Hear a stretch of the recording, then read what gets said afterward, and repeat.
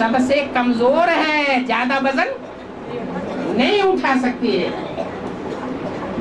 फिर भी क्या अजूबा गरूबा दिखाया है कि सारा गोवर्धन पहाड़ उठा लिया। क्या नाम क्या दिया? गौवर्धन। गौ माने कन्या माताएं जो समर्पित होती है।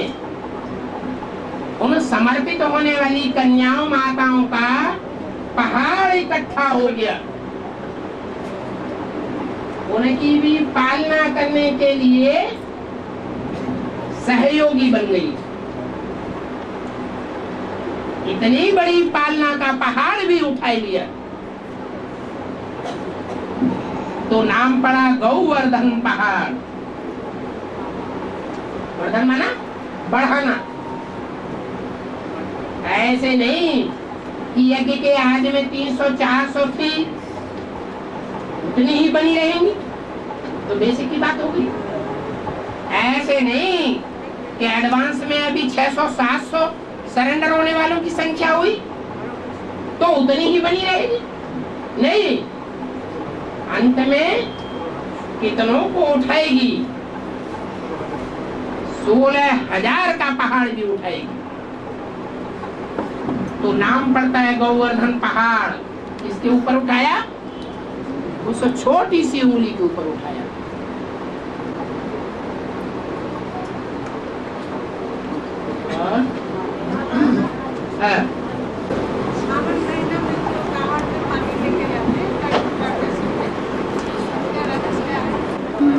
आप इतनी जोर से बोलिए जो ये भाई सुने। सावन महीने में जो पानी लेके जाता है कांवड़ में, हाँ, उसका रहस्य क्या है?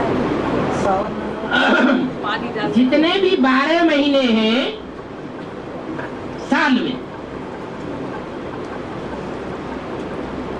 उन 12 महीनों में 3 ऋतुएं होती हैं। सर्दी, गर्मी और बरसात। ये एक कल्प है जिस कल्प में सतयुग त्रेता है ठंडक देने वाला मौसम। तो कोई का दिमाग गर्म भी होता है?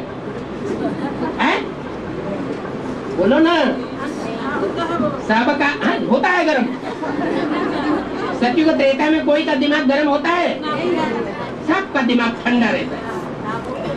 वो है सर्दी का मौसम। और द्वापर कलयुग है गर्मी का मौसम। सबका दिमाग गर्म हो जाता है। कोई ऐसा है जिसका दिमाग कभी गर्म न हुआ हो? है? सबका गर्म होता है। वो है गर्मी का मौसम। लेकिन एक मौसम ऐसा भी है जिस मौसम में गर्मी भी हो जाती है, अति की, और अति की ठंडी भी हो जाती है। जब 7-8 दिन लगातार मूसलाधार बरसात होती है बरसात के सीजन में, तो सबका दिमाग कैसा हो जाता है? ठंडा हो जाता है। और जब बरसात नहीं पड़ती है, गर्मी ही गर्मी हो जाती है, तो सबका दिमाग अति का गर्म भी हो जाता है। तो जहाँ अति की गर्मी भी आती है, अति की सर्दी भी आती है, लेकिन अति की बरसात भी हो जाती है, वो है तीसरा मौसम, संगम युग। संगम युग है ज्ञान बरसात का पीरियड।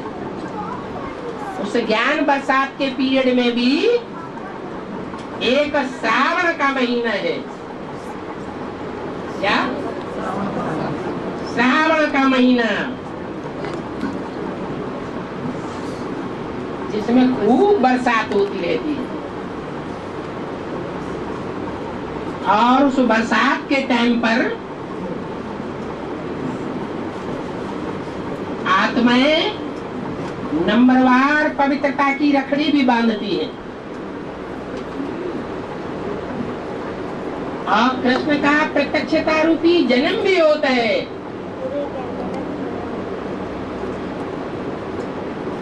और उस बरसात के टाइम पर शिव की खूब बढ़िया पूजा होती है। जितनी बढ़िया पूजा और अच्छी सच्ची पूजा और ऋतुओं में नहीं होती है, लेकिन सावन के महीने में हर सोमवार के दिन लोटी चढ़ाने जरूर जावेंगे।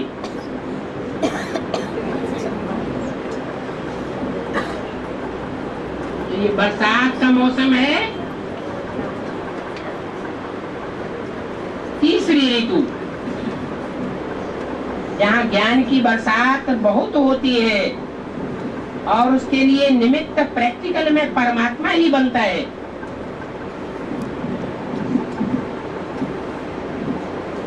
जहाँ ब्राह्मण पवित्र बन पाते हैं।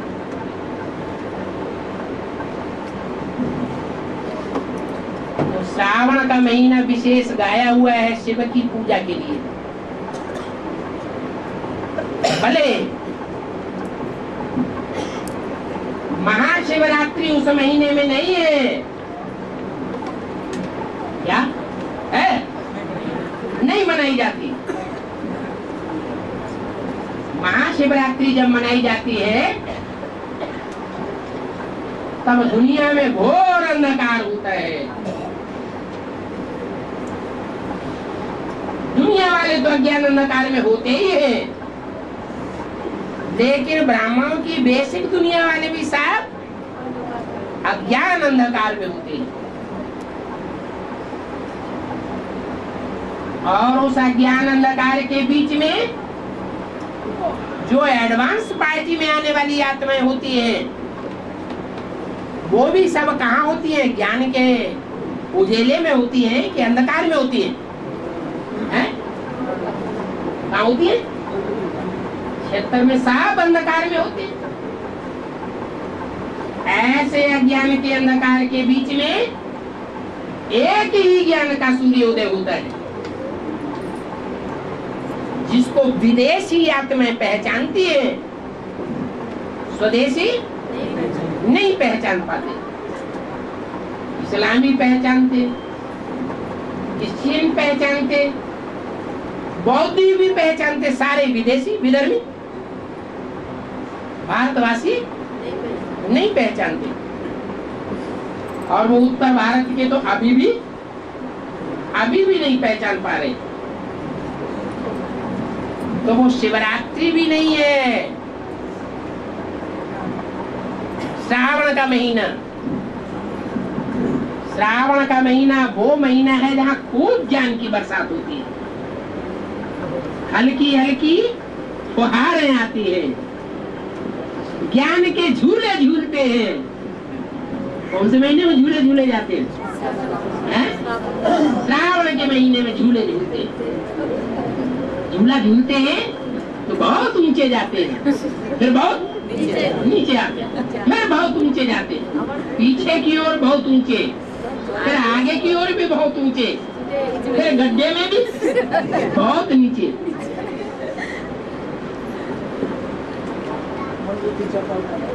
ऐसे टाइम पर शिव की बहुत पूजा होती है और ढेर की ढेर लोटियां चढ़ाई जाती हैं। क्या नाम दिया है? अंग्रेजी में नाम दिया जग, और हिंदी में नाम क्या दिया है? लोटा। लेकिन बाबा ने नाम क्या दिया है? लोटी।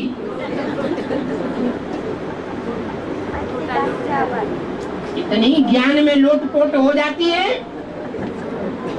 कि ईश्वरीय सेवा में अर्पण हो जाती है।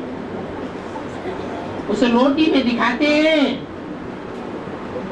कि थोड़ा सा दूध होता है और बाकी सब पानी ही पानी। जैसे बाबा कहते हैं गंगा यमुना सब नदियां पानी की नदियां हैं। सतयुग त्रेता में होती है दूध गिर की नदियां, और यहाँ है पानी की नदियां। क्यों ऐसे बोला?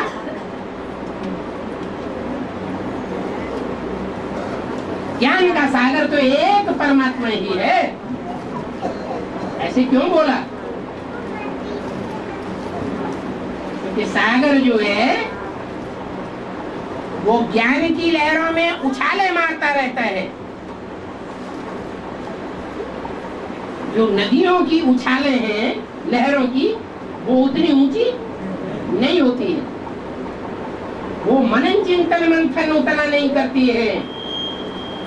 और ज्ञान सागर बाप तो मनन चिंतन मंथन बहुत करता है, इसलिए वो ज्ञान का सागर कहा जाता है। वो पानी का लोटा है, लोटी है। मनन चिंतन मंथन करने वाला ज्ञान नहीं है। जितना सुना है उतना ही सुनाती है लोटी। चैतन्य लोटी जितना ज्ञान सुना है उतना ही ज्ञान दूसरों को सुनाती है। मनन चिंतन मंथन नहीं कर सकती, उसमें थोड़ा सा दूध होता है। माना ज्ञान सागर ने जो भी ज्ञान नया नया सुनाया वो एडवांस ज्ञान बहुत थोड़ा होता है, और बाकी सारा क्या होता है? पानी ही पानी होता है। ऐसी वो ज्ञान की रोटी भरी हुई अर्पण करती है। इसके ऊपर, शिव के ऊपर अर्पण करते हैं। भक्तों ने समझ लिया है वो स्थूल रोटी की बात है, नहीं,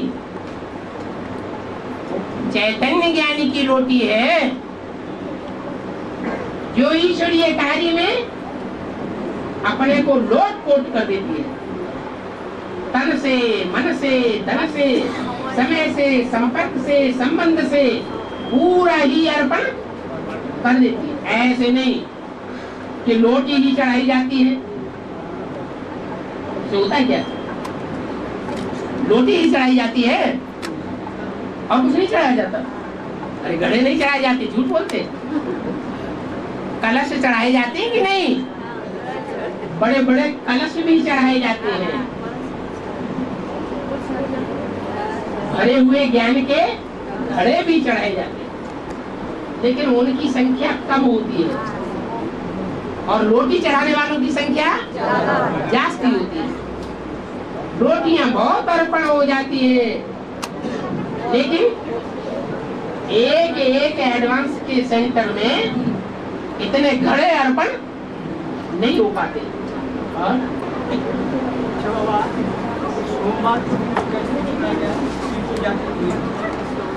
सोम कहा जाता है चंद्रमा को।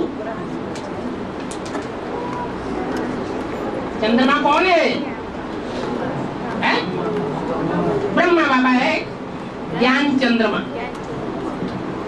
माने वो चंद्रमा का जब वार आता है, कहते ना मेरी बारी, तेरी बारी, इसकी बारी, तो किसका वार आता है? चंद्रमा का जब वार आता है। माने चंद्रवंशियों का जो हेड है उसकी जब बारी आती है, उसका भी टाइम फिक्स होगा या नहीं होगा? है? विदेशी तो पहले पहचान लेते हैं, है? लेकिन पृथ्वी का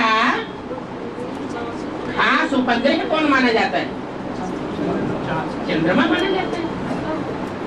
और जो ग्रह नक्षत्र है वो तो पृथ्वी से बहुत दूर है। ज्यादा नजदीक कौन है? चंद्रमा।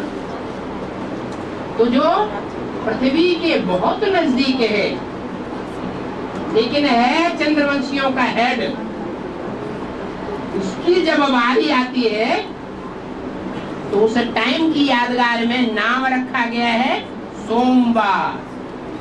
किसका बार? चंद्रमा का बार। माने वो चंद्रवंश की कन्याएं माताएं राधा जैसी जब अर्पण होना शुरू होती है तो उसको कौन सा वार कहते हैं? सोमवार। ढेर की ढेर भागती है।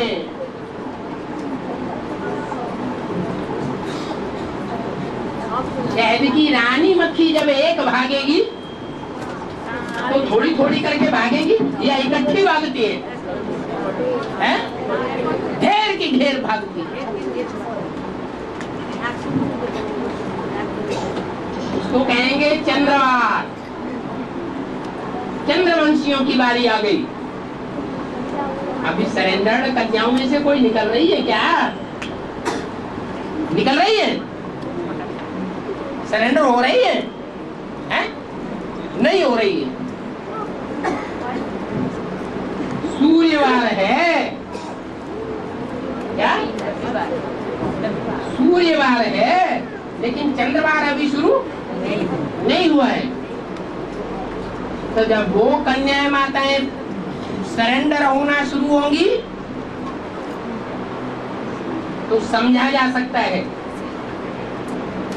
वो बेसिक के अंदर रहने वाले दुर्योधन दुशासन शांत रहेंगे या बौखला जाएंगे? अरे बाहर के घरगत से कन्या माताएं सरेंडर हो गई, जाओ। और जब उनकी मुट्ठी और बगल में रहने वाली सरेंडर होंगी तो बौखलाएंगे या शांत बैठेंगे?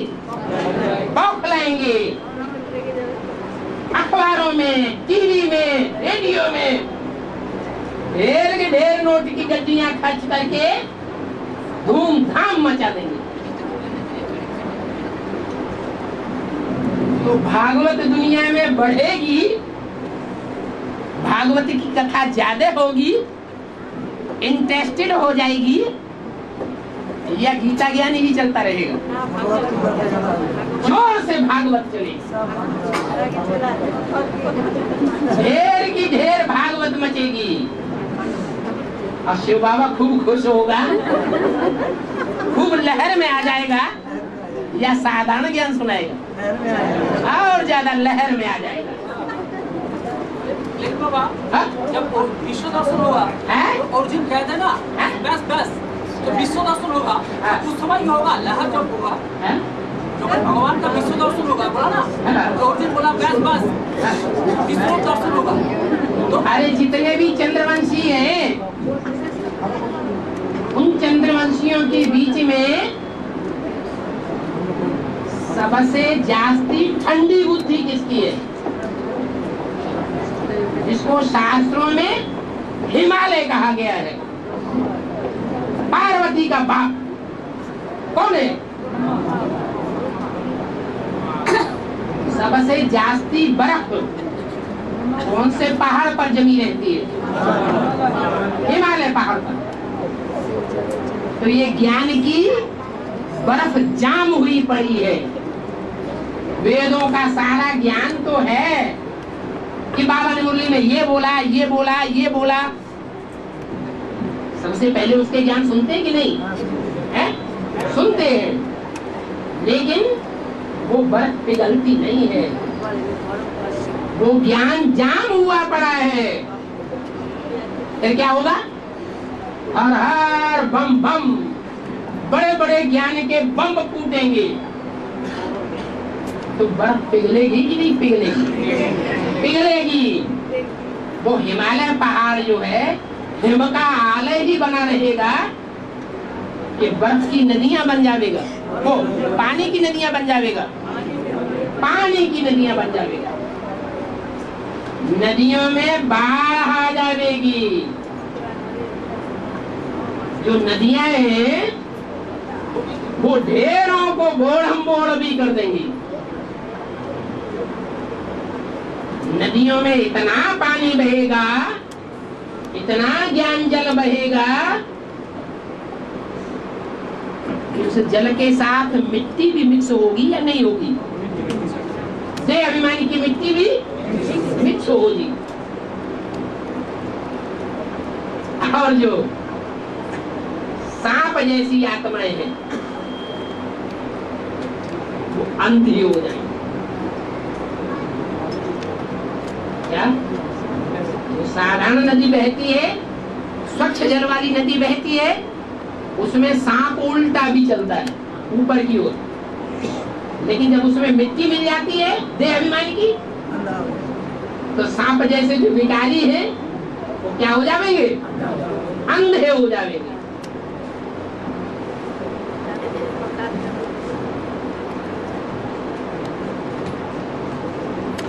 तो देवियों की पूजा उस समय बढ़ेगी या घटेगी? घटेगी। चारों तरफ ज्ञान गंगाएं निकलेंगी और ज्ञान सुनावेंगी, तो उनका प्रभाव बढ़ेगा या घटेगा? बढ़ेगा। जब देवियों का प्रभाव बढ़ेगा तो सीढ़ी के चित्र में कौन सा युग है जहाँ देवियों का प्रभाव बढ़ता हुआ दिखाया गया? कलह युग।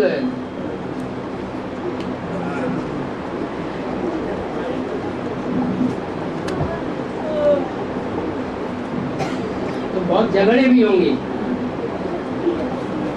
कलह क्लेश बढ़ेगा, लेकिन फिर भी संख्या बढ़ेगी ब्राह्मणों की या घटेगी?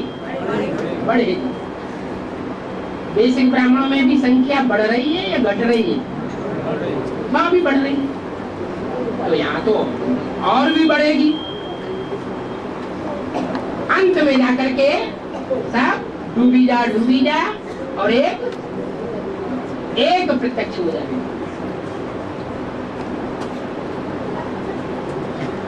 ये सब तो होना ही है, ड्रामा को बदला नहीं जा सकता। नूद है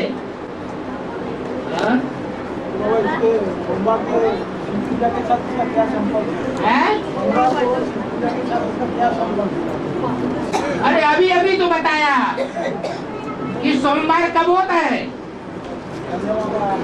जब चंद्रवंश की आत्माएं, राधा जैसी आत्माएं सरेंडर होती हैं, तो किसके वंश का प्रभाव बढ़ता है? चंद्रमा के वंश का प्रभाव बढ़ता है, तो सोमवार कहा जाता है। वही प्रश्न बार बार क्यों पूछ रहे हैं?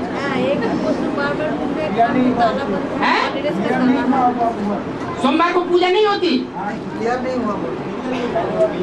माना श्रावण के महीने में जब बेहद का श्रावण का महीना होगा, ज्ञान की खूब बरसात होगी और उस समय चंद्रवंशी आत्माएं सरेंडर होगी, उस समय चंद्रमा की वारी नहीं होगी, चंद्रमा का वार नहीं होगा, कोई दूसरे का वार होगा। मंगल का वार कहा जाएगा, है? बुध का वार कहा जाएगा, शुक्र का वार कहा जाएगा? नहीं, उनकी वारी नहीं आई, सोमवारी कहा जाएगा। शुक्रवार में तो शुक्राचार्य होंगे एक आंख से काने,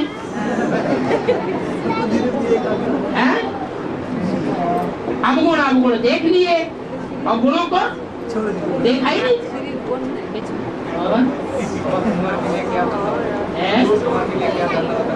कुमार के लिए क्या धंधा होता है?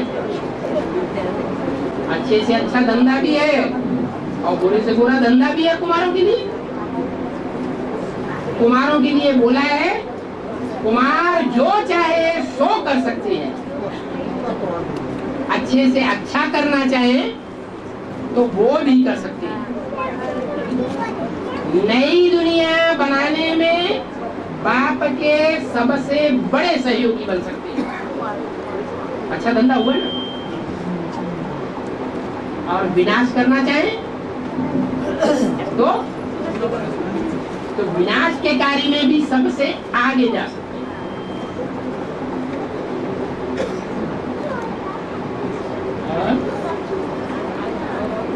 हैं।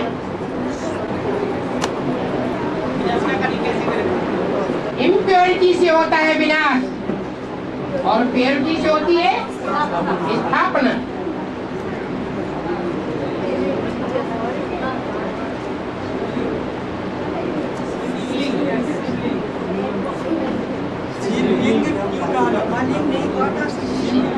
शंकर लिंग नहीं कहते,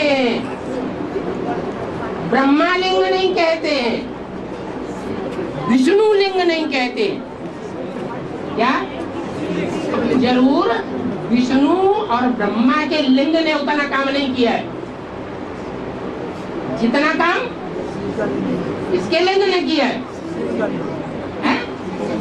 शंकर के लिंग ने किया। शिव को लिंग होता है? शिव को कोई भी इंद्रिय होती है? नहीं होती। शिव तो बिंदी का नाम है। बिंदी की पूजा होती है क्या? पूजा आत्मा की होती है या बड़े रूप की होती है?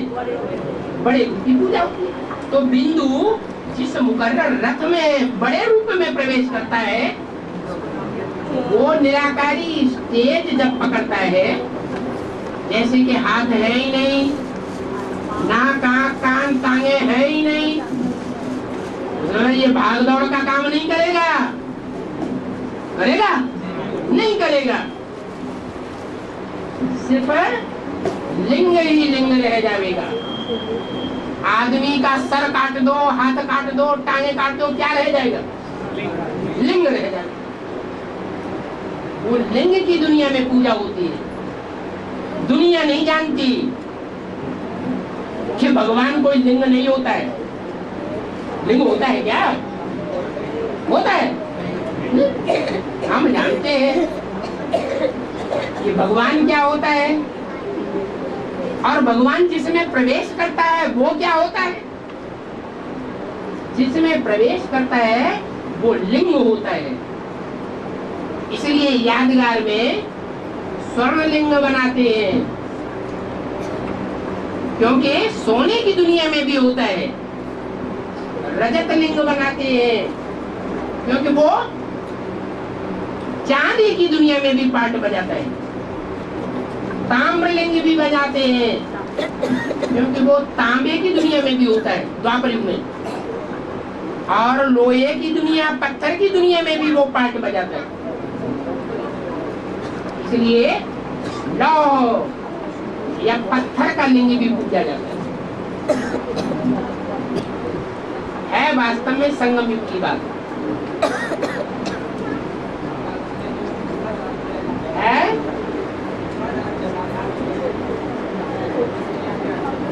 लिंग के साथ जो जलाधारी है इसकी यादगार है। लिंग के साथ जो जलाधारी है तुम सब पार्वतियां हो। क्यों कहा? तुम्हारे पतियों का भी पति आया हुआ है, माने कोई जन्म में तुमको भी स्त्री बनना पड़ेगा। स्त्री बनोगे, जब स्त्री बनोगे हैं तो रुद्रमाला के बनोगे। लेकिन कोई जन्म में स्त्री बनेगी कि नहीं बनेगी? जब बनेंगे तो दुनिया का जो बड़े से बड़ा राजा कहा जाने वाला है, जो सैकड़ों रानियां रखेगा, उसकी घरवाली बनोगे कि नहीं बनोगे? तो पार्वती पति तुम्हारा कौन हुआ? नहीं समझ आया?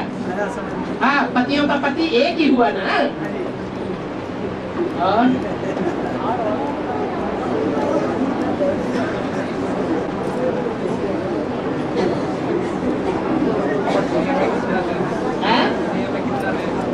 दुनिया में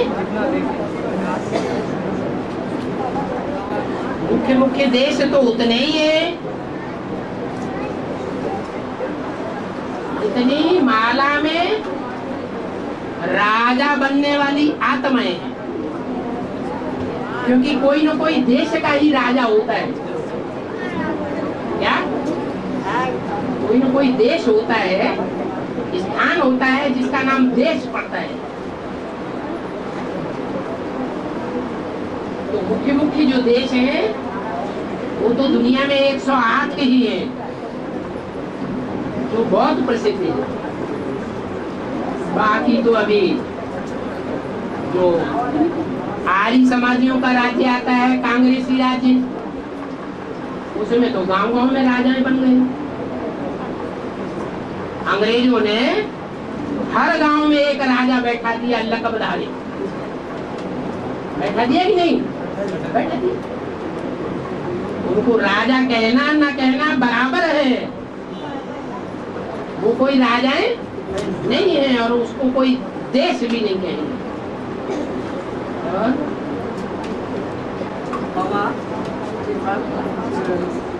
सत्ययुग और त्रेतायुग में हुआ तो ग्रहण नहीं लाएगा बाबा। हैं? सत्ययुग और त्रेतायुग हुआ तो ग्रहण नहीं होगा। वहाँ चंद्रमा होगा? चंद्रमा होगा? जब चंद्रमा ही नहीं होगा, हम तो जानते हैं कि ग्रहण की सच्चाई क्या है। जब सूर्य ग्रहण पड़ता है तो पृथ्वी और सूर्य के बीच में चंद्रमा आ जाता है। चंद्रमा की परछाया सूर्य के ऊपर पड़ती है? पड़ती है? नहीं पड़ती है। सूर्य तो आग का गोला है, उसके ऊपर परछाया पड़ेगी? नहीं पड़ती है। वास्तव में सूर्य की परछाया जब चंद्रमा पर पड़ती है तो चंद्रमा की परछाया पृथ्वीवासियों के ऊपर पड़ती है।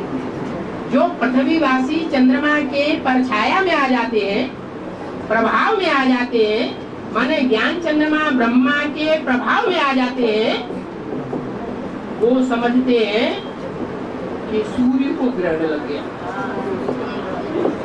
बाकी सूर्य कभी ग्रहण लगता ही नहीं। सूर्य कभी किसी के प्रभाव में आता ही नहीं। अगर आता है तो इतने ढेर के ढेर ज्ञान सूर्य को पहचानने वाले अपने को कहते हैं, कोई बताए कि उनके प्रभाव में कभी आया है? अपना ज्ञान सुना करके कभी प्रभावित किया उसे है? नहीं बताया। ये ज्योतिष विज्ञानी ये ज्योतिष विज्ञानी लोग हिसाब करके बताते हैं कि 105 वर्ष के बाद पूर्णचंद्र सूर्य ग्रहण 105 वर्ष के बाद आता है, पहले नहीं आता। ये जब पूर्णग्रह सूर्य को नबी के बाद पहले हुआ था। हाँ।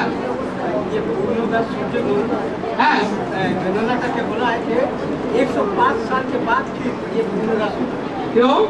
हुआ तो अभी इससे पहले कुछ साल पहले पूरा सूर्य ग्रहण लगा या नहीं लगा? लगा। पूरा चंद्र ग्रहण लगा या नहीं लगा? लगा। ये तो झूठी बात है। ये तो बात झूठ हो जाएगी। क्या झूठ? की बात ये झूठ नहीं, आपने गलत सुना और गलत बोल रहे। असली बात ये है कि एक ही महीने के अंदर संपूर्ण चंद्र ग्रहण, खग्रास, सूर्य ग्रहण सिर्फ 100 साल में एक बार ही होता है। क्या? और वो अनिष्ट का सूचक माना जाता है। क्या? हाँ, है बात कहाँ की? संगम युग की बात है कि ब्राह्मणों की संगम युगी दुनिया में कुछ अज्ञानी ब्राह्मण ऐसे हैं जो ज्ञान सूर्य को नहीं पहचान पाते हैं। वो समझते हैं कि सूर्य पूरा ही डूब गया, अंधकार में आ गया। क्या आज मुरली में क्या बोला?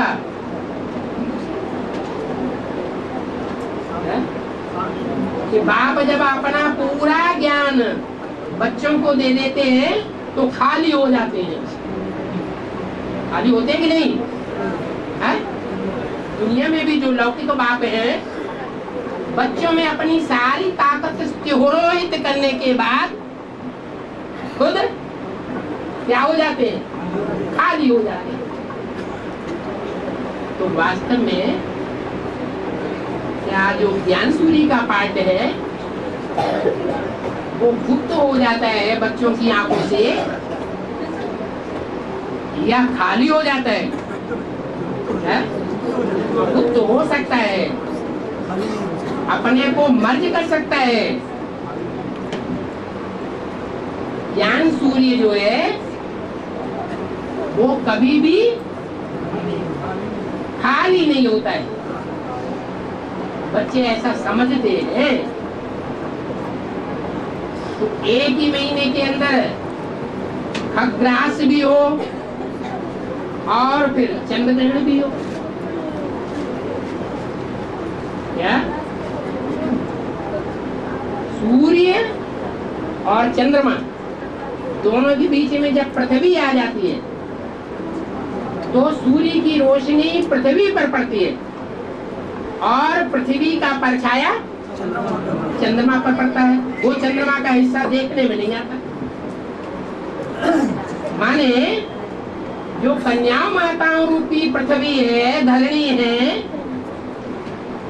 वो ज्ञान चंद्रमा ब्रह्मा को और उसके फॉलोअर्स को आच्छादित कर देती है, बुद्धि को। तो चंद्र ग्रहण कहा जाता है। ऐसा भी हो सकता है कि जितने भी चंद्रमा को फॉलो करने वाले, चंद्रमा पर बुद्धि आधारित रखने वाले जो भी आत्माएं हैं सब उससे प्रभावित हो जाए। किससे? धरणी। ज्ञान की जो धरणी है, कन्याएं माताएं हैं, उनसे इतने प्रभावित हो जाए कि उन्हें सूर्य दिखाई नहीं पड़े, चंद्रमा अंधेरा दिखाई पड़े। चंद्रमा तो होता ही अंधेरे में, रात्रि में ही चंद्रग्रहण होता है कि दिन में होता है?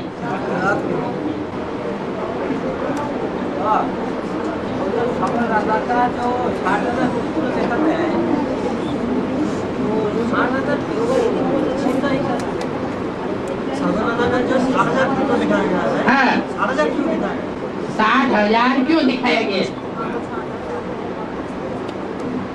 अभी जो कपिल मुनि का पार्ट है, जो कपिल मुनि आध्यात्म विद्या में सांख्य शास्त्र के मुखिया माने जाते हैं।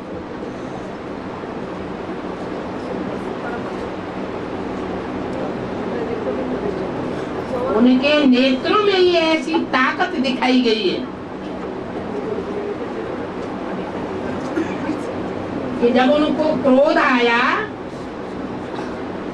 तो 60,000 भी भस्म हो गए। बाबा भी क्या कहते हैं? बहुत तंग करेंगे तो विनाश करा दूंगा।